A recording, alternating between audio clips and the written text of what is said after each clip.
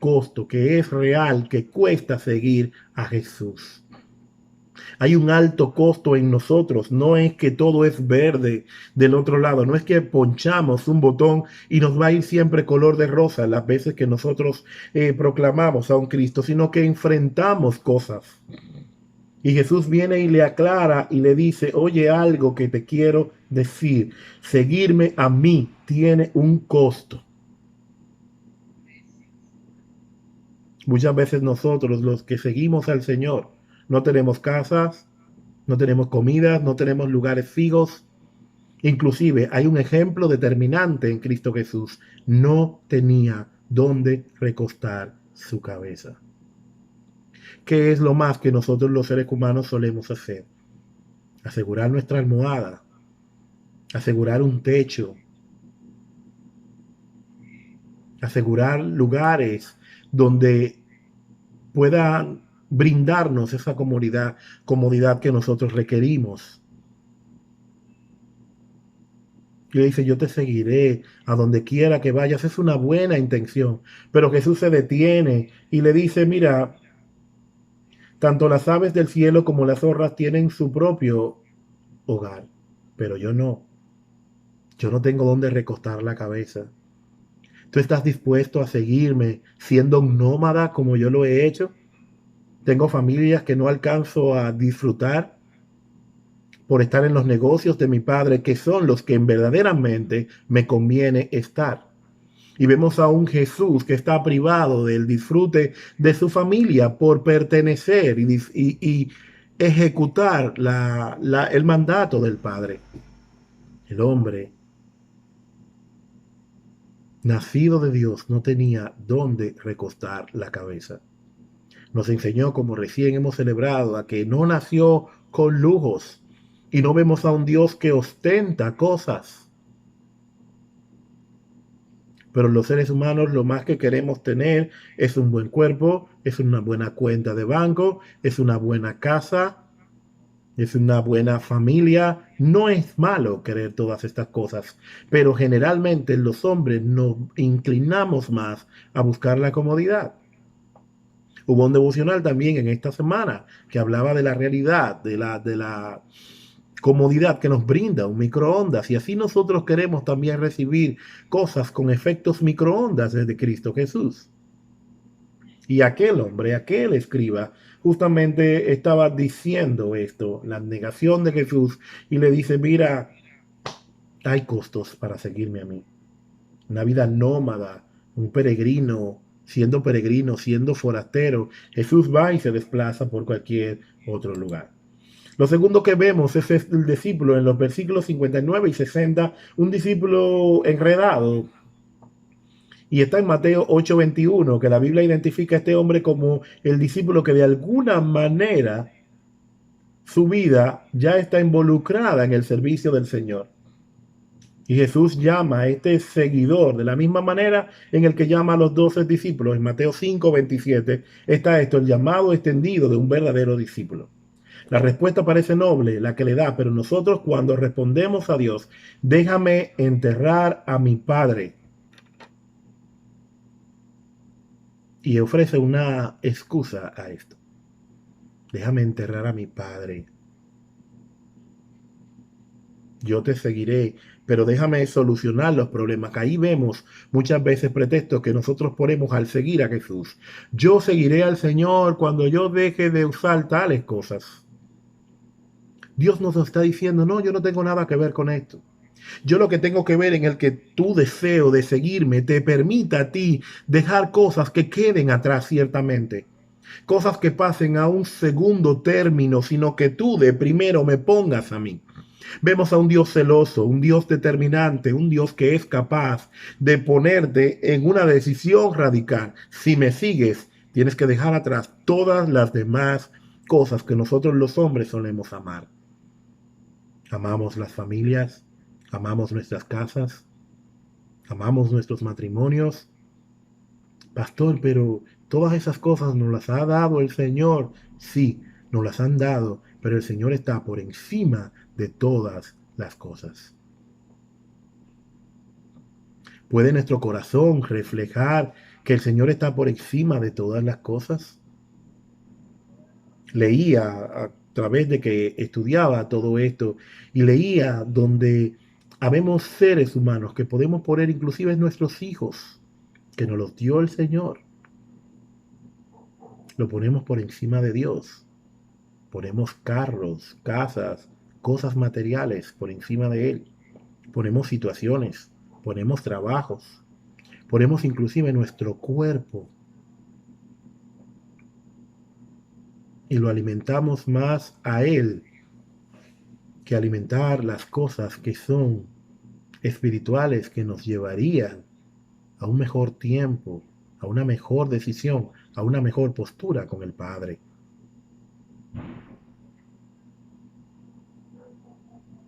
Muchas veces nosotros, los seres humanos, tenemos muchas cosas en las cuales ponemos, inclusive nuestro carácter, y apoyamos nuestra forma y la defendemos de tal forma, es que yo soy así, es que ese es mi carácter. Se nos olvida que todo tiene que ser sometido al Señor y ser moldeado ante un Dios que nos está enviando a ir y dar ejemplo, a ir y mostrar amor, a ir y hacer las cosas con acción de gracias. Los seres humanos nos gusta mucho que cuando hacemos algo, un favor para otro, hablamos, nos quejamos, estamos todo el tiempo hablando del asunto. Dios tiene también para nosotros mandatos, sugerencias a seguir en el camino, de tal vez no hablar tanto, de no quejarnos tanto, de hacer las cosas como el Señor le agrada. Muchas veces nosotros nos creemos en el que porque Dios nos use somos nosotros soberanos y todo lo que yo diga, todo lo que yo piense tiene que ser y todos los demás están mal y yo estoy bien. Cristianos que podemos pensar así en un momento determinado. Y se nos olvida que por encima de nosotros hay un Dios y que todo ser humano falla. El único que es infalible es el Señor.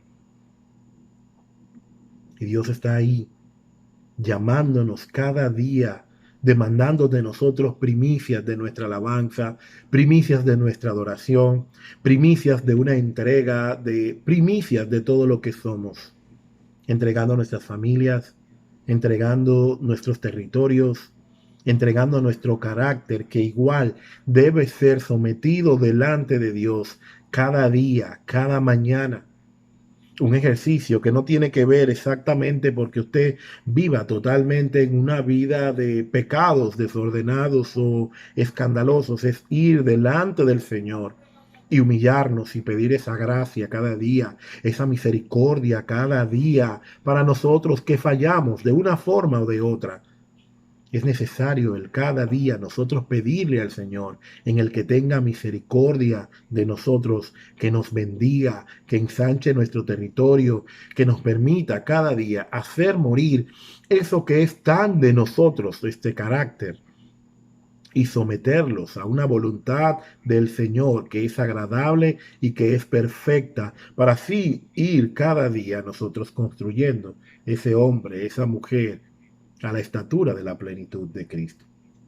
El tercer discípulo que nosotros vimos es un discípulo inconstante. Está en los versículos del 61 al 62 de Lucas 9.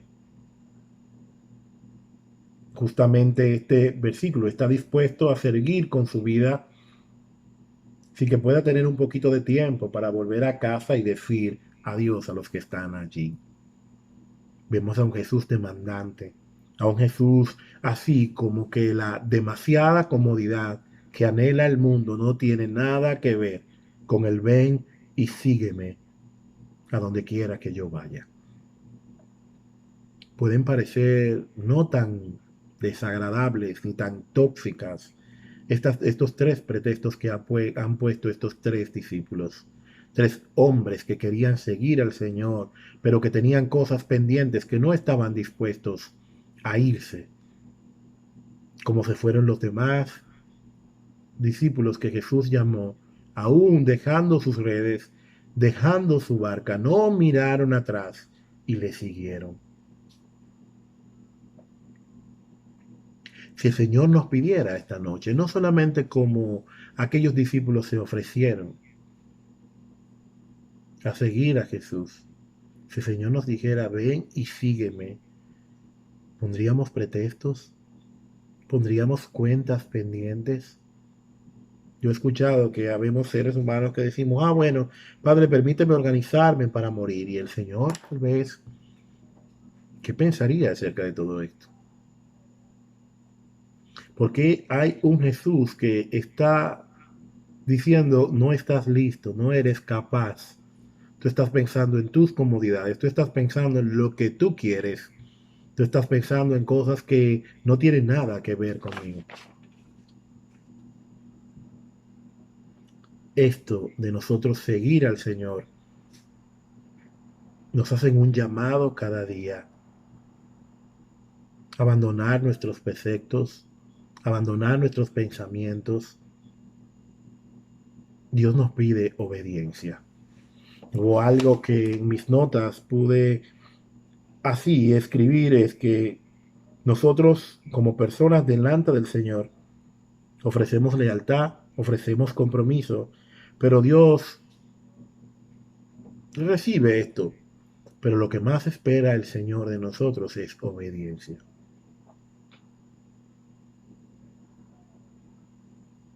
¿Qué le puedo yo ofrecer como obediencia al Señor?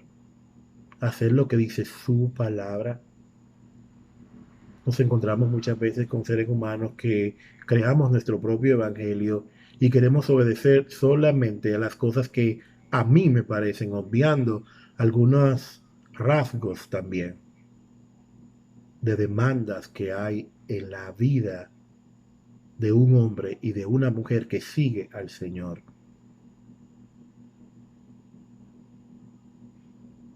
Ojo con esto, lo que le he dicho al Señor, te seguiremos.